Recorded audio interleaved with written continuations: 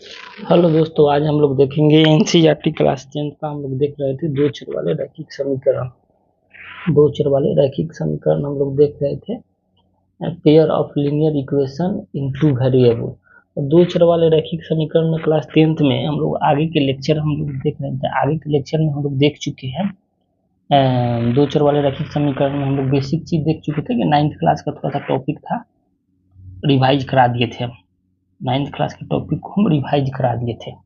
इसमें देखिए हम बताए थे आप लोग को कि 9th क्लास वाले देखिए यहाँ पर बताए हैं दो चर वाले रैखिक समीकरण में कि दो चर वाले रैखिक समीकरण। तो दो चर वाले रैखिक समीकरण 9th क्लास में, 10th में हमको पढ़ना है दो चर वाले रैखिक समीकरण युग्म पढ़ना है। 9th क्लास में हम लोग पढ़े थे दो चर वाले रैखिक समीकरण। तो इसमें हम बता दिए थे 9th क्लास का ही टॉपिक है कि ax plus B Y plus C बराबर 0, जहाँ ए बी तथा सी वास्तविक संख्या है और ए और बी नॉट इक्वल टू 0 होना चाहिए। और बी 0 हो जाएगा तो दो चर वाले रैखिक समीकरण नहीं होता है। और भी बताते हैं दो चर वाले रैखिक समीकरण के, दो चर वाले रैखिक समीकरण की बात कर रहे हैं। अभी दो चर वाले रैखिक समीकरण युग्म के बारे में बात नहीं कर रहे, इसीलिए बोल रहे हैं 9th क्लास का टॉपिक है, हम रिवाइज के लिए बता दे रहे हैं। तो दो चर वाले रैखिक समीकरण के हलों की संख्या अनगिनत होती है। ये भी बता दिए थे कि x तथा y के मान जो समीकरण x plus B Y plus C बराबर 0 को संतुष्ट करते हैं, समीकरण का हल कहलाते थे। आप लोग देखेंगे वीडियो आगे के पार्ट में हम डाल दिए हैं एक समीकरण लेकर, और हल कैसे निकालते हैं, समीकरण को कैसे संतुष्ट करेगा हम बता चुके थे। और इसका ग्राफीय विधि भी बता दी है, इसका आलेखीय विधि भी बता दी है। देखिए यहाँ पर आलेखीय विधि भी बता दी है। पता है कि दो चर वाले रैखिक समीकरण अनगिनत हल होता है। तो इसको चेंज करते हैं, y बराबर दे दिए तो कितना हो जाएगा 7 है माइनस प्लस में 2x दे जाएगा तो माइनस में, और x के मान एक बार 0 रखकर आप लोग को बता दिया। आप लोग देखिएगा नहीं समझ में आएगा आप लोग कमेंट करेंगे। इसका ग्राफ भी खींच कर बता दिए हैं कि ग्राफ एकदम सही से खींचते हैं। चलिए आज हम लोग देख रहे हैं, अब हम लोग देखेंगे कि 9th क्लास का टॉपिक था, तो इसमें हम लोग देखे दो चर वाले रैखिक समीकरण देखे थे। आज हम लोग देखेंगे अपना 10th क्लास का जो टॉपिक है, छूट गया था उसको हम बता रहे हैं। चलिए आज हम देखते हैं 10th क्लास का जो टॉपिक है आपका कि दो चर वाला रैखिक समीकरण युग्म। आज हम लोग देखेंगे युग्म। युग्म में चलिए, युग्म में क्या होता है, देखिए युग्म में कि युग्म में हम लिखेंगे यहाँ पर a1x plus b1y plus c1 बराबर 0। फिर हो जाएगा यहाँ पर a2x plus b2y plus c2 बराबर 0। c2 बराबर 0। अब युग्म में चले तो दो समीकरण आ गया। उसमें क्या था कि दो चर वाला रैखिक खाली समीकरण था, तो उसका क्या लिखे थे, यही लिखे थे ना, ax plus B Y plus C बराबर 0। इसमें दो चर वाले रैखिक समीकरण युग्म बोल रहे थे, दो ठो लिखेंगे, a1x plus b1y plus c1 बराबर 0 है, a2x plus b2y plus c2 बराबर 0। और इसका कंडीशन उसमें भी बताए थे कि a और b, यानी a1 यहाँ लिख सकते हैं, इसको a1, इसको कोमा देकर लिख सकते हैं, इसको लिख सकते हैं b1 नॉट इक्वल टू 0। फिर इसको लिख सकते हैं a2 b2 बराबर नॉट इक्वल टू 0। मतलब कहने का मतलब कि इसमें भी उसमें भी लिखे थे कि a और b के मान क्या 0 नहीं होना चाहिए। 0 अगर हो जाएगा a b का मान तो दो चर वाले रैखिक समीकरण नहीं होगा। इसमें भी a1 और b1 का मान नॉट इक्वल टू 0, मतलब 0 नहीं होना चाहिए। इसमें भी a2 और b2 का मान 0 नहीं होना चाहिए। अगर 0 हो गया तो दोनों दो चर वाले रैखिक समीकरण युग्म नहीं कहलाएगा। अब चलिए अब देखते हैं इसमें, उसमें हम लोग देखे थे कि अनगिनत उसका हल होता है। इसमें हम लोग देखेंगे दो चर वाले रैखिक समीकरण युग्म में हम लोग देखेंगे कि इसका हल की कंडीशन क्या है। तो यहाँ लिखेंगे दो चर वाले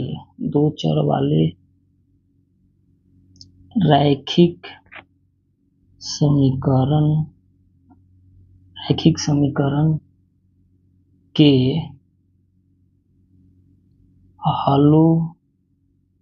हलों की संख्या।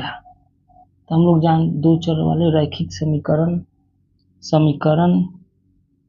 समीकरण यहाँ जोड़ दीजिएगा, छूट रहा रैखिक समीकरण युग्म, ठीक है, रैखिक समीकरण युग्म के हलों की संख्या। क्योंकि 10th क्लास में हम लोग देखा था दो चर वाले रैखिक समीकरण के हलों की संख्या तो गिनत होता है, लेकिन ये अभी 10th क्लास देख रहे हैं ना, युग्म देख रहे हैं ना, दो चर वाले रैखिक समीकरण। तो दो चर वाले रैखिक समीकरण युग्म के हलों की संख्या।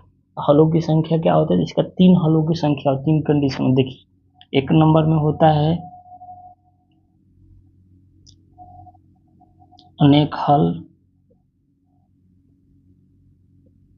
2 नंबर में होता है कोई हल नहीं हो, कोई हल नहीं हो, कोई हल नहीं हो सकता है, कोई हल नहीं हो सकता है। 3 नंबर में देखें, 3 कंडीशन इसका होता है। 3 नंबर में होता है अद्वितीय हल, अद्वितीय हल, या इसको बोलते हैं एक हल हो सकता है, या एक हल हो सकता है, हो सकता है। यही इसका 3 कंडीशन है। 2 चर वाले रैखिक समीकरण युग्म का क्या है कि 3 तरह से हल होगा। एक तो अनेक हल होगा, या 2 नंबर में दो कोई हल नहीं हो सकता है, और 3 नंबर में अद्वितीय हल होगा, या एक हल हो सकता है। अभी कब अनेक हल होगा, कब कोई हल नहीं हो सकता है, कब अद्वितीय हल एक हल होगा, इसका कंडीशन है, इसका कुछ कंडीशन है। कब होगा इसके बारे में जानकारी के लिए हम लोग आगे की वीडियो में देखेंगे।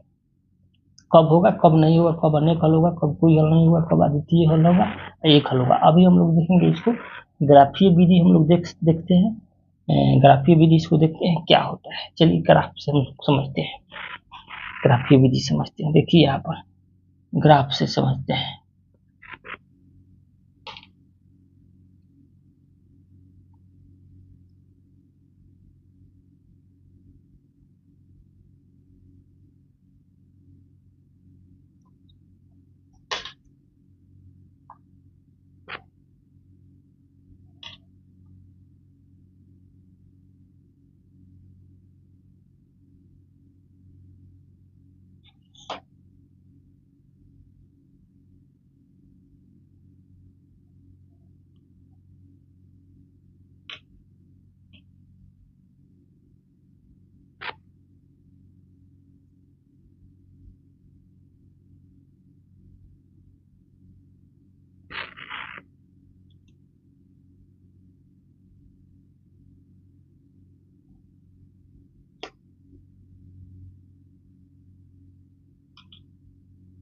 अब लोग को पता है ना, देखिए 2 ठो ग्राफ, एक ठो और बता दें। देखिए इसको एक्स अक्ष बोलते हैं, इसको एक्स डैश बोलते हैं, इसको वाई अक्ष बोलते हैं, इसको वाई डैश बोलते हैं। डैश वाला माइनस में होता है और इसे प्लस में होता है।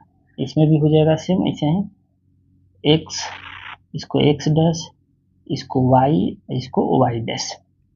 अब हम समझते हैं कि कब अनेक हल होगा। ग्राफ विधि से समझते हैं कि कब अनेक हल होगा, कब कोई हल नहीं होगा, और कब अद्वितीय हल एक हल हो सकता है। चलिए देखिए, जब भी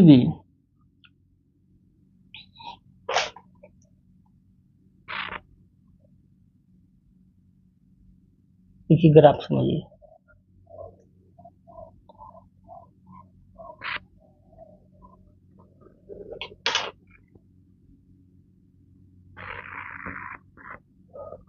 देखिए जब भी ग्राफ ऐसे जाएगा, यानी इसका सरल रेखा एक दूसरे के ऊपर होकर जाएगा। देखिए एक दूसरे के ऊपर होकर जा रहा है, मतलब एक ठो सरल रेखा खींचे, फिर इसी पर एक ठो और खींच दिए।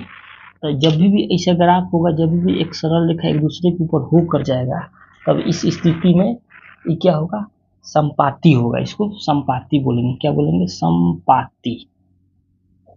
इसको संपाती बोलेंगे। संपाती मतलब ये अनेक हल होगा, अनेक हल, अनेक हल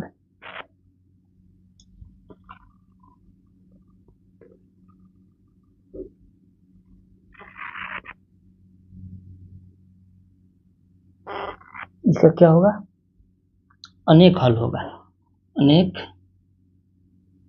हल होगा।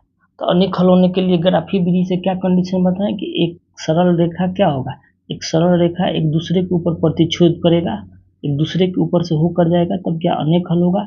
और देखिए हर एक बिंदु पर प्रतिच्छेद कर रहा है। देखिए यहाँ पर इस पर भी प्रतिच्छेद कर रहा है, इस पर भी प्रतिच्छेद कर रहा है, और इस पर इसको और समझिएगा।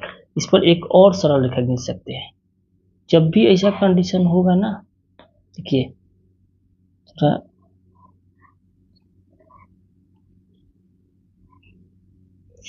देख रहे हैं ना, एक दूसरे के ऊपर से होकर जब भी ऐसा कंडीशन होगा, एक सरल रेखा एक दूसरे के ऊपर होकर जब भी जाएगा तो उस स्थिति में क्या होगा, अनेक हल होगा, अनेक हल होगा।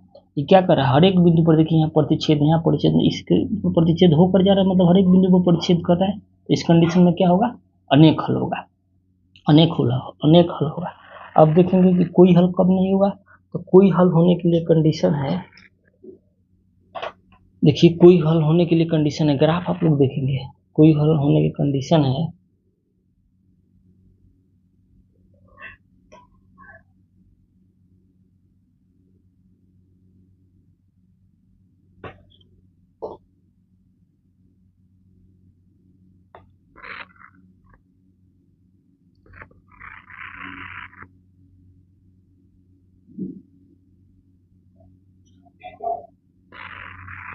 कोई हल होने की कंडीशन है, जब भी दो रेखाएं समांतर जब कटेगी, जब भी दो रेखाएं समांतर होगी, तो इस स्थिति में क्या होगा, कोई हल नहीं हो सकता है। यहाँ क्या होगा, कोई हल नहीं हो सकती है।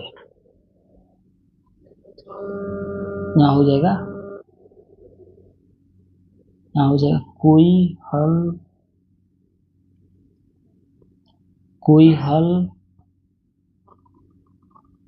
नहीं हो सकती है, कोई हल नहीं हो सकती है, कोई हल नहीं हो सकती है, कोई हल नहीं हो सकती है, कोई हल नहीं हो सकती है।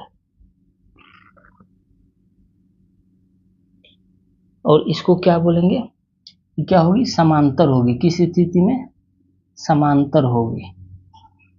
जब भी रेखाएं, जब भी ग्राफ के स्थिति में जब दो रेखाएं एक समांतर होगी तो उसका कोई हल नहीं होगी। और जब भी ग्राफ एक रेखा एक दूसरे के ऊपर होकर प्रतिच्छेद करेगा तो अनेक हल होगा। समझ में आ रहा है ना, तीन तरीका बताए थे ना, तीन कंडीशन बताए थे, दो चर रैखिक समीकरण युग्म के, कि अनेक हल, कोई हल नहीं हो सकता है, अद्वितीय हल है, एक हल। तो ये अभी हम लोग देख रहे हैं ग्राफीय विधि, बीजगणितीय विधि हम आगे की वीडियो में देखेंगे, आगे का क्वेश्चन होगा उसमें। तो अब हम आपसे पूछेंगे ग्राफीय विधि में बताइए कि रेखा एक दूसरे के ऊपर होकर जा रहा है, रेखा एक दूसरे के ऊपर होकर जा रहा है, उस समय कौन हल होगा, तो अनेक हल होगा। और जब दो रेखाएं ग्राफ पर समांतर होगी तो कौन सा हल होगा, तो उसमें कोई हल नहीं हो सकता है। और लास्ट हम लोग को क्या बचा है, अद्वितीय हल, एक हल। तो इसको भी हम लोग देख ले रहे हैं, तो इसको भी हम लोग देख ले रहे हैं, अद्वितीय हल या एक हल, तो इसको हम देख ले रहे हैं।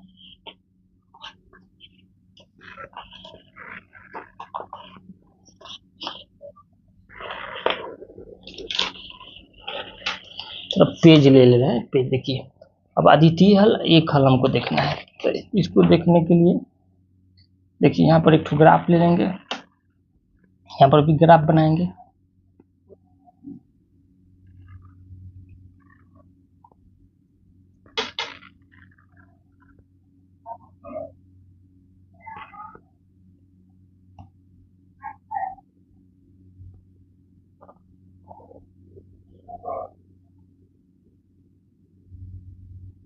इसका नाम दे देंगे x, इसका नाम दे देंगे x डैश, इसका दे देंगे y, इसका नाम दे देंगे y डैश। यही होगा ना, ग्राफ हम लोग का यही है ना, देखिए x डैश, y डैश। अब इसको देख लेंगे हम,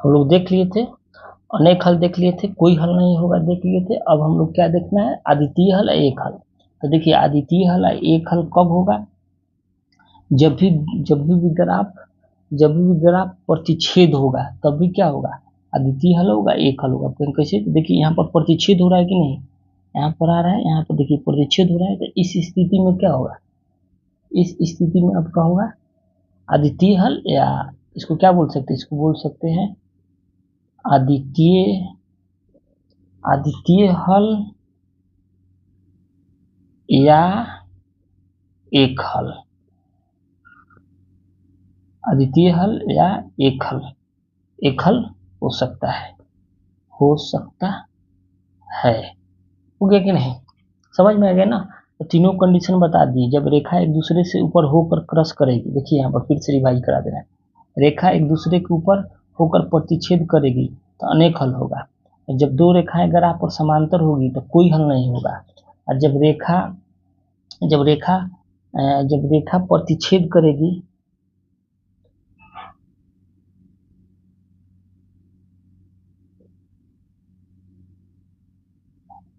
रेखा प्रतिच्छेद करेगी और एक बिंदु पर जहां काटे, उस समय क्या होगा, अद्वितीय हल होगा या एक हल हो सकता है। हो गया ना। तो यही था हम लोग को दो चर वाले रैखिक समीकरण युग्म का बारे में हम लोग को यही पढ़ना था, बता दिए। अब आगे के वीडियो में आगे से हम लोग क्वेश्चन देखेंगे, प्रश्नावली देखेंगे हम लोग, 3.1 का क्वेश्चन और ग्राफ खींचेंगे साथ साथ। ठीक है, वीडियो को लाइक सब्सक्राइब जरूर करें, अपने दोस्तों के बीच में शेयर करें। समझ में नहीं है तो कमेंट जरूर करें। ठीक है, ग्राफिक विधि से बता दिए हम। और चैनल को हमारा लाइक सब्सक्राइब शेयर कमेंट जरूर करें। वीडियो अच्छा लग रहा है कि नहीं लग रहा है। चैनल का नाम है biharboardpathshala.com। जय हिंद, जय भारत।